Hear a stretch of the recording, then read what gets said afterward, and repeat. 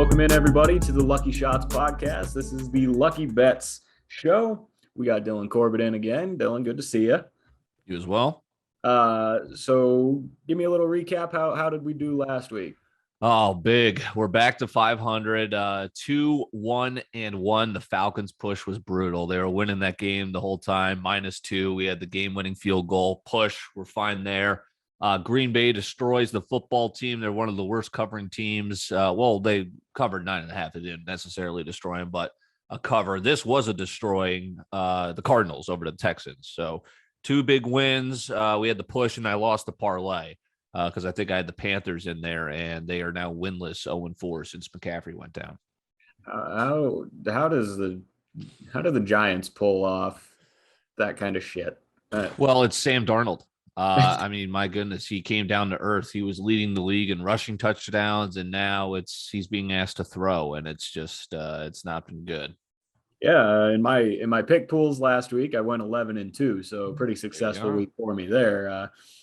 But without further ado, let's hop in. What do you got for us this week? Yeah, so it's an interesting week. I hate everything on the board. I think there's some potential upsets. There's some lines that make 0 sense. So I'm only 1 game below 500. So I figure let's do a little 6-team teaser with some lines that maybe we could give ourselves a little leeway. Rams Texans over 41.5. There's a 6-point teaser. Rams are going to get their points. I'm worried about the Texans. That's why I'm teasing this thing down to see if it could still go over. Steelers Browns going to be interesting. Steelers are the dog, so we're going to tease this thing up to 9.5. Same for the Jaguars, 9.5, because they're going into Geno Smith. Now, I think that's a game Seattle can win, but I think it's going to be close. And it's just a matter of what Urban Meyer is going to show up, what Jacksonville team is going to show up. It's off a bye for Jacksonville. You'd like to think that would give them an edge, but that's if you think Urban's, a good NFL coach. So let's give ourselves some leeway there. Washington and Broncos over 38, an insanely low total. So let's get it even lower to see if we could score some points, right? Yeah. I'm not excited about this game. It's a game we should win. Right. But it's a game we probably won't win. And the football team didn't really put up any points against Green Bay. So that was interesting. Green Bay's a decent defense, I guess. Lastly, game you're all over, giving myself a little extra room. Titans plus 7.5. If this somehow goes to OT and the Colts win, let's take the points there.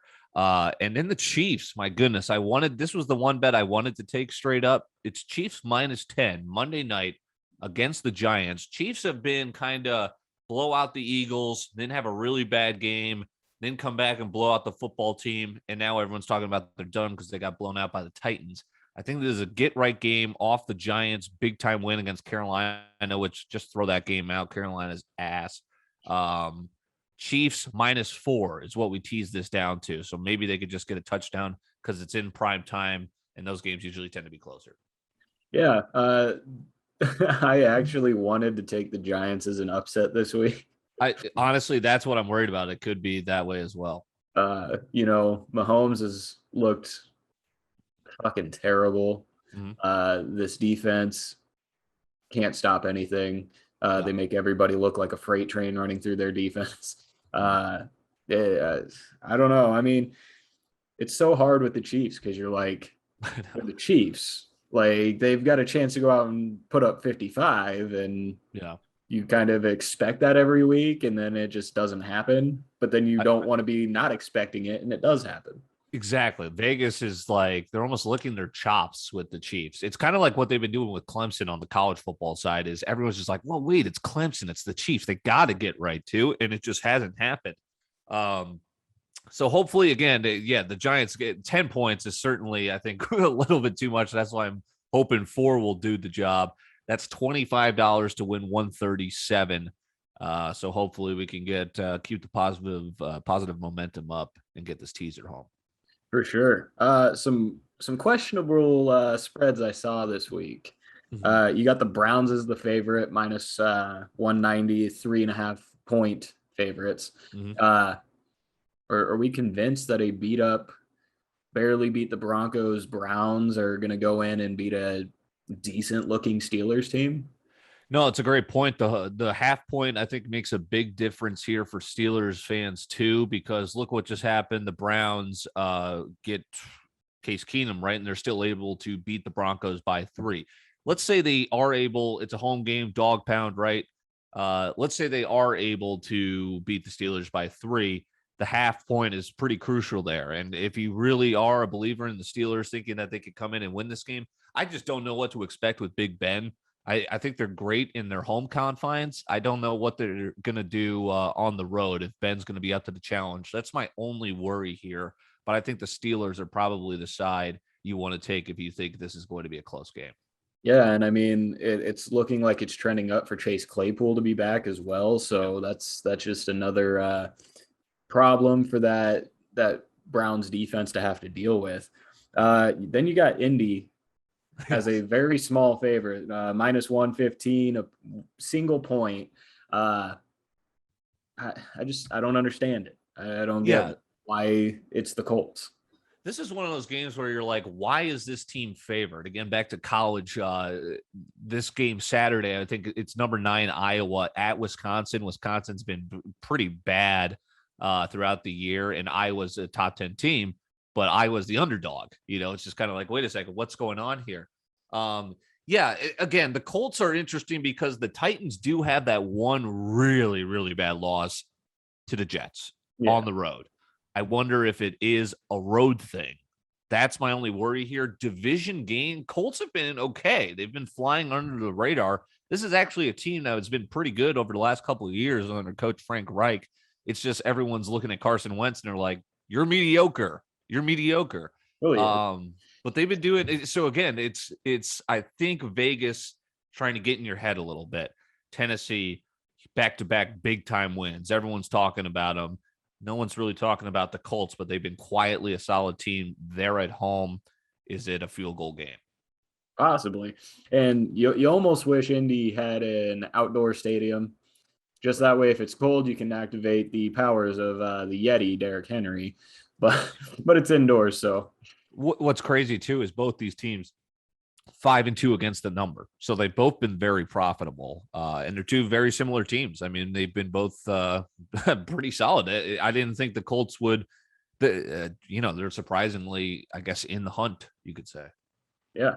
And then the last one, Denver being the favorite, minus 170, 3-point favorites, but it is at home. So, that 3-point bump. And the football team, worst covering team in the league. So they are 1-6. That is the worst because the Jets in San Francisco have already had a bye. They're 1-5.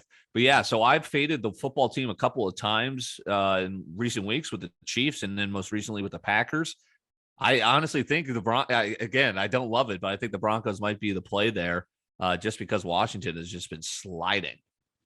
Yeah, I mean, I don't know. That's a team. Sorry, that's a team that's been kind of overrated too. That's almost like the Chiefs. They're like, wait a second, how are they this bad? They got to be a little bit more better like last year, right? Well, because you expect their defense to actually step up and be good, and they're one of the worst defenses so far this year.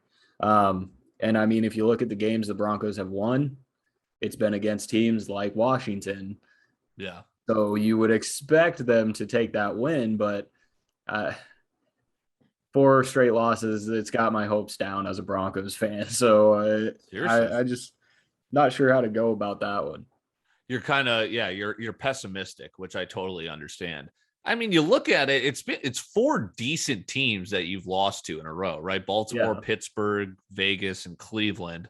But yeah, the 3 wins underneath the belt certainly look a little bit more fishy now as it's both New York teams and in Jacksonville. Yeah. There's 2 wins between all of those teams? 3, maybe? Yeah, there you go. But hey, get right game. Favorite at home against Washington. We can just hope, right? Right. You got any parlay for us this week? You know what? I know you're going to Deadwood. Maybe I'll get you an off-air parlay. I don't want to risk the waters here because my parlay went to the crapper last week. So maybe I'll cook something up for you though off the air. Yeah, for sure. So a couple quick prop bets to kind of think about. two big games for both the Rams and the Bills. Mm-hmm. Right now, favored is Matt Stafford to have more passing yards. So Josh Allen gets a 5.5-yard bump. Who has more passing yards in each of their respective games?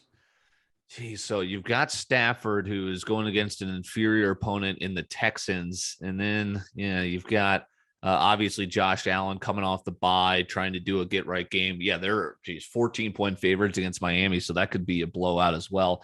I'm going to go Stafford here. Maybe Allen gets more on the ground and takes away from his passing yards.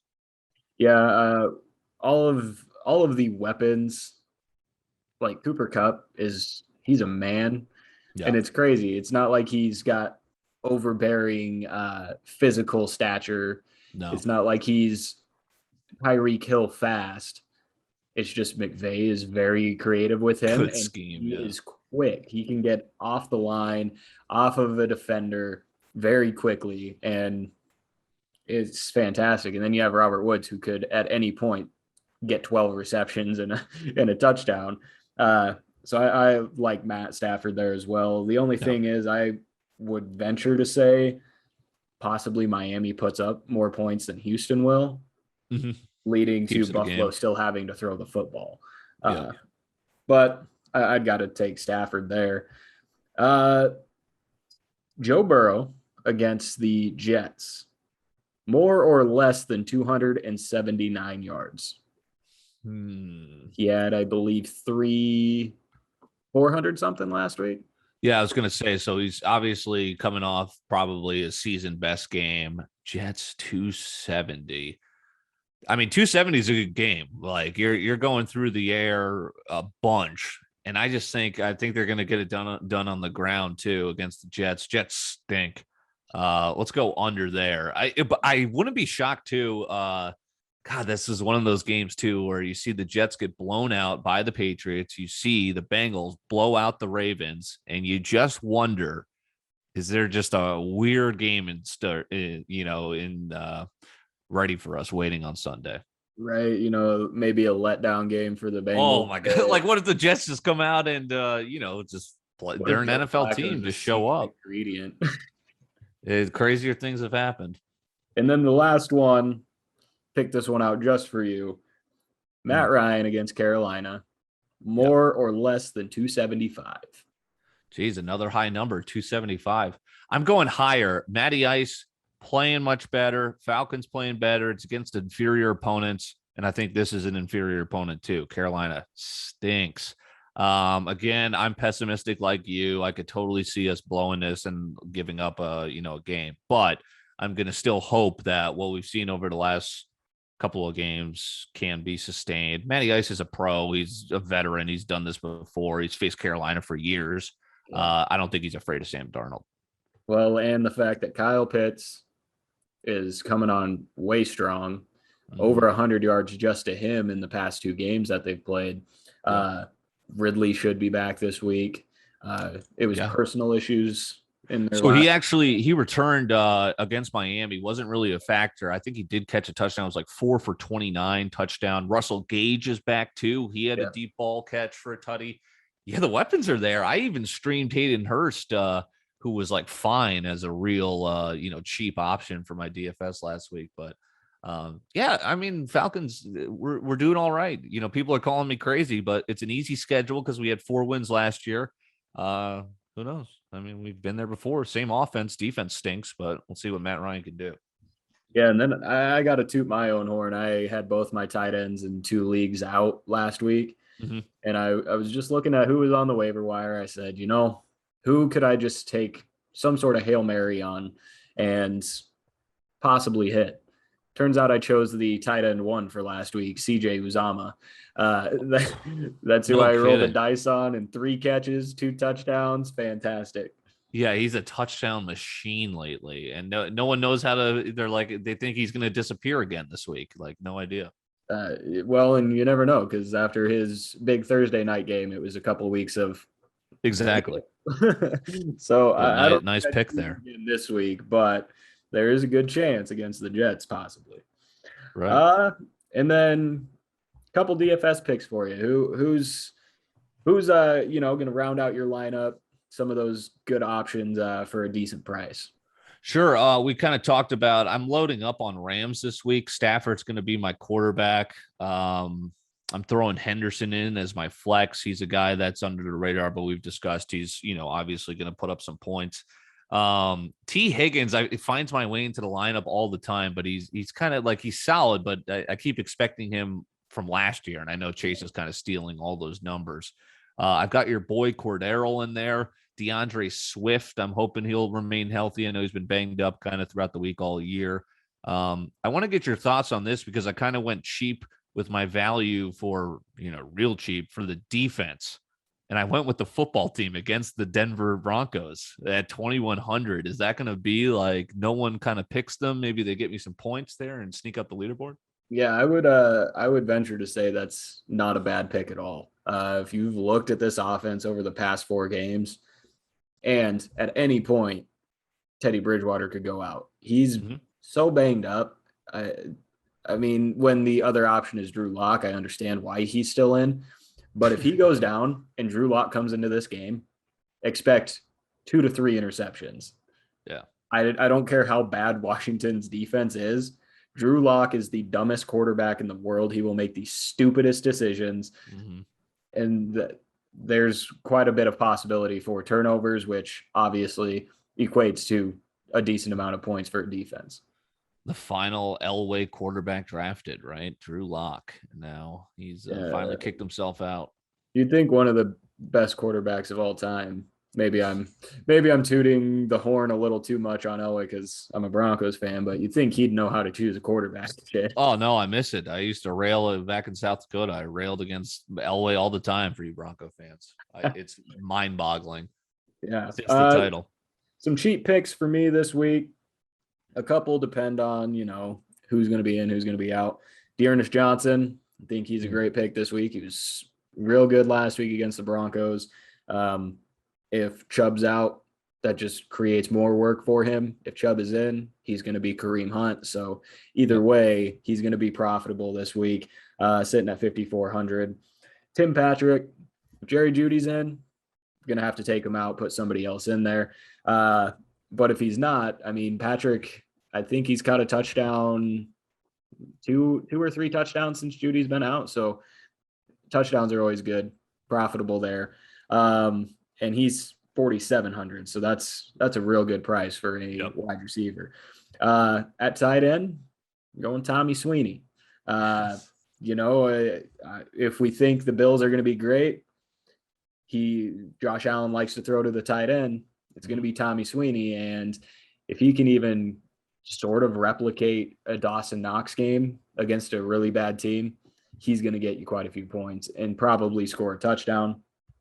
And then for my defense, I spent pretty low on a couple of guys so that I could get the Bengals defense against the Jets. I'm hoping it's not, what we are hoping it isn't. Theorizing, right. Where it's, a letdown for one side and just for some reason Joe Flacco is magical this week. But the only way I think the Jets could possibly, be magical, it would be like a 10-13 game. So I think the defense is still the right play there no matter what, because Flacco's not lighting anybody up. Yeah, I mean, he's got more Super Bowl rings than, anybody on the Broncos quarterback room. So yeah.